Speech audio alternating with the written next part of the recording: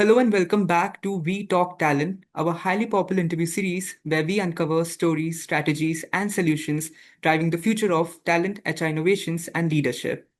I'm Abhik Roy, Associate Content and Community from ETHRWorld, and it's my pleasure to introduce the guest of our today's episode, Neerja Bhardwaj, CHRO South Asia from GE Aerospace.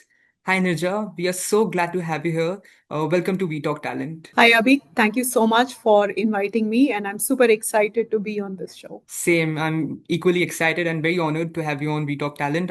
So I'll start with my first question. The aerospace industry is evolving rapidly. There's digital acceleration, there's, shifting workforce expectations, and also the changing market dynamics. So much is going on. Against all of this, what is the business expecting HR, to deliver in this very complex environment? Yeah, I think Abhik, you captured it really well.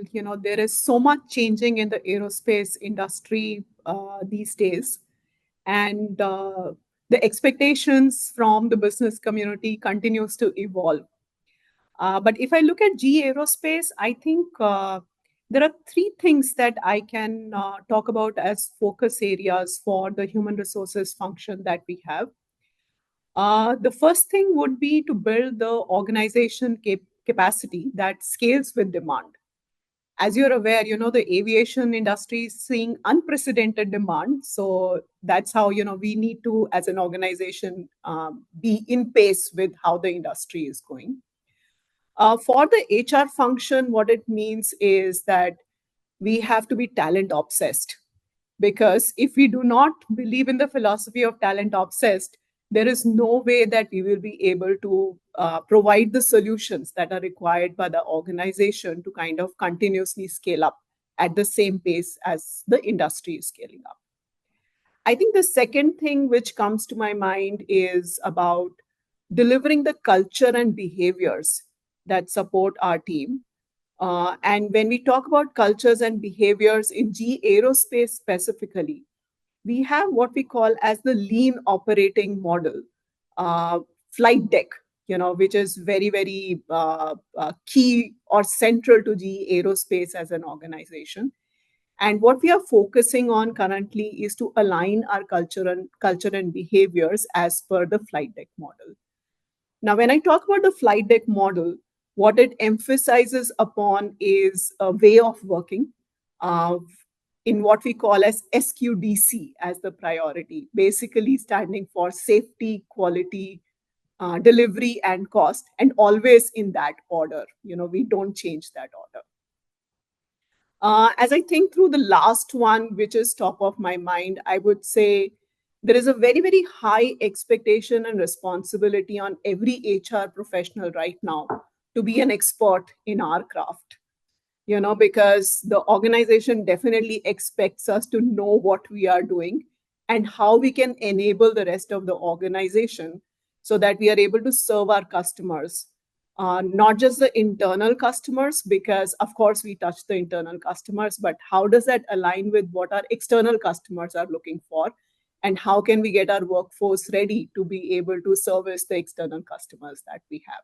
So those are the three things, which are top of my mind as business expectations.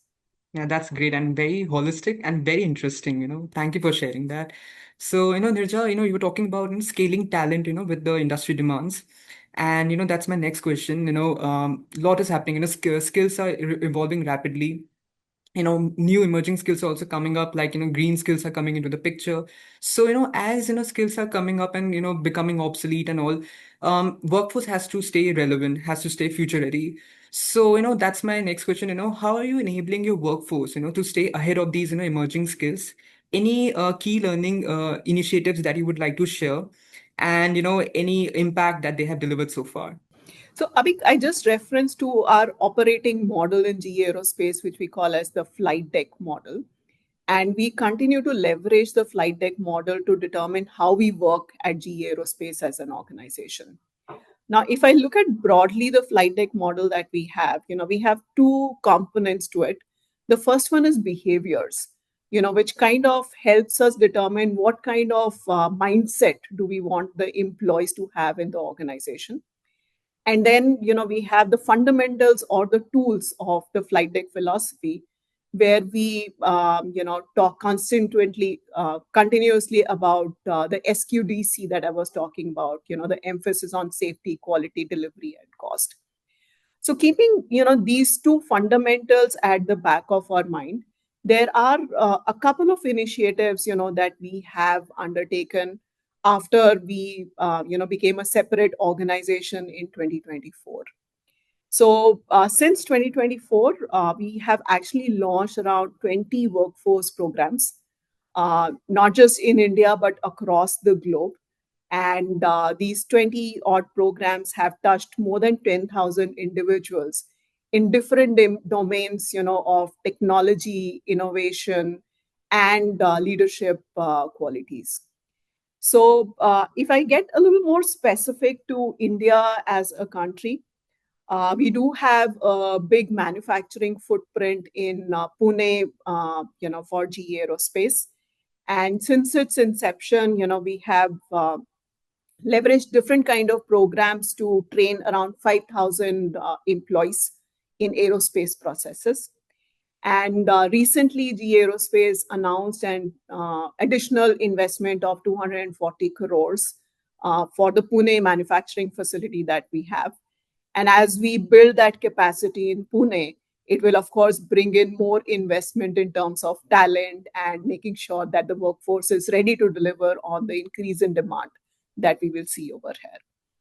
Now, apart from the internal programs that we do in GE Aerospace as an organization, we also have developed tie-ups with premier institutes in India as an organization.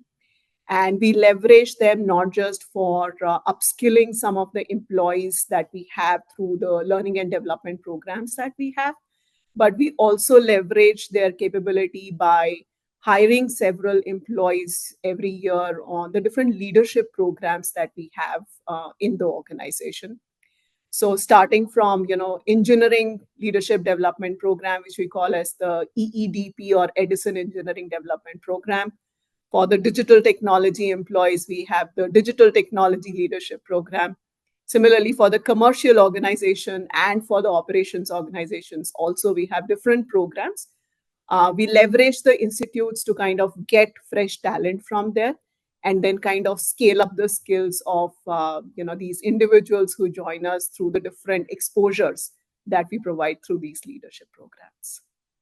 Yeah, that's wonderful. And I was about to ask you the same thing, about your early talent development strategies as well, because upskilling existing workforce is one angle, and the other is to create those future talent pipelines. So anything more you would like to add to that, about this academia industry relationship, how this whole thing came about, the programs you mentioned about, anything more you would like to add, any impact they have delivered, anything like that. As you would have noticed, for most of the programs that I mentioned to you, there was a LP, which primarily means leadership programs. These are early career employees, but we like to give them cross-functional exposures in their respective domains. So all these programs that I referenced to in my last, answer, the new joiners kind of go through different kind of domains or rotations for them to be able to build breadth about GE Aerospace as an organization. Now, again, what we are using these programs for is first, of course, building the technical expertise for these individuals for whatever domain that they have been hired for. But apart from that, we also start working on their leadership capabilities. So the focus is a combination of helping them develop their core skills, give them a lot of exposure in terms of hands-on learning that these individuals can leverage, and also provide them a bunch of mentors, who they can leverage as they go through their journey in GE Aerospace. And I think not just the early career program, Abhi, I think one of the things that I really love about GE Aerospace is they say catch them young. So what we believe in is reaching out even to students when they are in school and not even have entered college. So just earlier this year, GE Aerospace Foundation, we in partnership with the United Ways Bengaluru have launched what we are calling as a Next Engineers program. So primarily, this program is about going to schools and kids who are getting ready to get into their college, encouraging them to pick up STEM as a career choice. I think that's a very smart approach, not just helping, I think, GE space, but I think the overall industry will also benefit a lot, from these kind of initiatives. That's a great, approach. Now we were talking about hiring, or, getting the talent. The other thing is, retaining the talent, engaging the talent, which is, just as critical, if not more. So, in your opinion, what are some key initiatives, that, GE Aerospace has undertaken, that you think has helped it, engage and retain its top talent? And if you could give us some idea on, where GE Aerospace stands right now in the attrition, space. Absolutely, Abhi. I think hiring is definitely an important element, but a more important element in my head is retaining all those employees. So, retention at any point of time forms a very, very key part of our workforce management equation. I think some of the things that we have continued to leverage in GE Aerospace, I would say the base philosophy is to invest continuously in the employees that we have. Now, talking about what kind of investments am I talking of over here? I think we use various means of investments. I gave you examples of some of the learning and development initiatives that we have, or the rotations that we provide through our leadership programs, and the mentors that are available. But the premise is to give all the resources to the employees, which will help them innovate as individuals.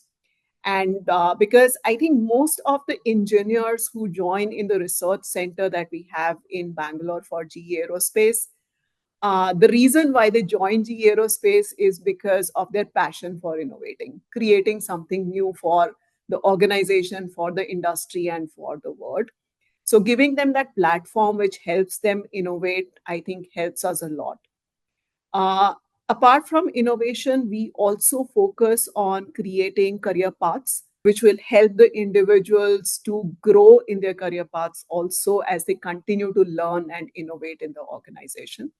And through some of the initiatives that we do, the objective always is to provide opportunities for long term careers to individuals. I think in our head, what is the most important thing is to provide meaningful work for the individuals, which is connected to the purpose of GE Aerospace. And of course, I mentioned about having career opportunities not just in the specific area that we've hired the individual for, but we have several paths that we create and kind of an option for the individuals to cross pollinate across functions, across domains, so that if they are somebody who want to build breadth for themselves, we would love to provide opportunities internally for them to be able to build breadth.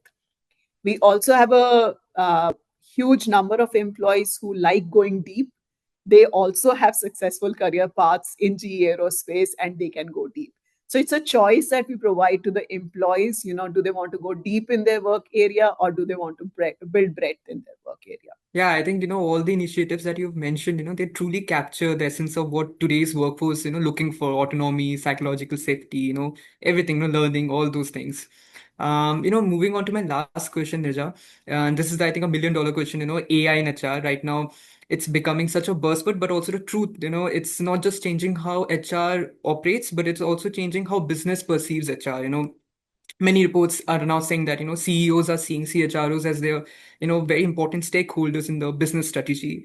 So, building on that, when adopting AI in HR, I want to understand, how is that happening at GE Space? How do you approach that? Right from, identifying the right use case to, implementing it correctly. How does that whole thing happens? And and that point in HR, that function in HR where you think, AI right now is making the most tangible impact. Yeah. I think very, very valid question, Abhi. I would say AI is on the minds of every individual at this point of time. Somebody who has an access to the internet, they're talking about AI. But I think for GE Aerospace as an organization, when we think about AI adoption, I think what we would like to do is identify use cases, that remove repetition, and I would say enable high value experiences for the employees who are working with us. I think what is also very, very important for us is to ensure data security and compliance. Because I think given the industry that we are in, it is very, very important for us to, as we experiment, ensure that our data is safe and secure. The philosophy that we are trying to adopt as we work through the AI side is, identify the areas where we think it will help benefit. We try to do a pilot to see, were we really thinking right, or were we, just going wild? And if we find use in it, then of course we have a strategy to scale up the pilot that we have done so that it can become an enterprise wide initiative for us. I think as I think through your question on tangible things that we have done so far, the one thing that immediately comes into my mind is AI Wingmate. AI Wingmate is an enterprise-wide AI assistant that GE Aerospace has launched some time ago. And I think it is working out really well for us. And the way it is helping the human resources team is in terms of instant access to information. So all employees can use AI Wingmate. Some of the ways in which we have started leveraging is when they have policy related questions or process related questions, instead of scanning through the documents, they can just go to AI Wingmate, ask their question, and get a ready made answer.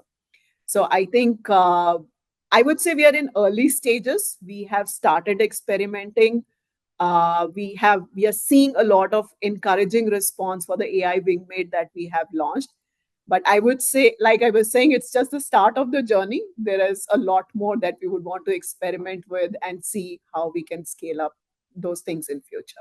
So thank you, Nirja. We have reached the end of the interview. This conversation has been full of takeaways for me, and I'm sure for my viewers. Thank you so much for joining, We Talk Talent.